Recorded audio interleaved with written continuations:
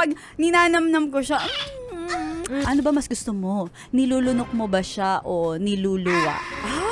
Alam mo, torn ako dyan. Kasi pareha siyang masarap, diba? Like, kung lunukin mo siya, okay din naman. Oo. Kung iluluwa ko siya, okay lang din naman. So, both ginagawa mo? Oo, every other day, Grabe. para iba-iba.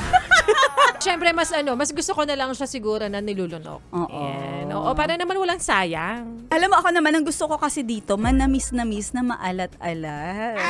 So, parang kapag ninanamnam ko siya, parang pwedeng-pwede naman siyang lunukin. Oo. Pero hindi lahat ng pagkakataon, baka pag nilunok mo, kasi baka minsan maisip mo, Hala, gutom na gutom.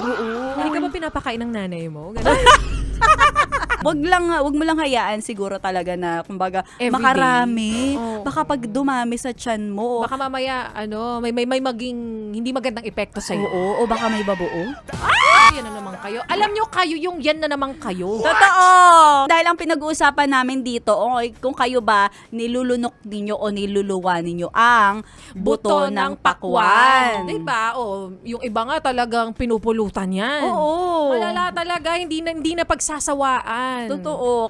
Ano pang ginagawa mo dito, ha? Sinasabi ko na nga ba eh. Solid yes friend ka talaga. Dahil nandito ka na rin lang, sige na, Mag-like at mag-comment ka na. Mag-subscribe ka na rin at i-click ang notification bell. para mapasali ka sa mga kalokohan namin. Bawal na bawal mag-no dito, ha? Kasi yes to yes!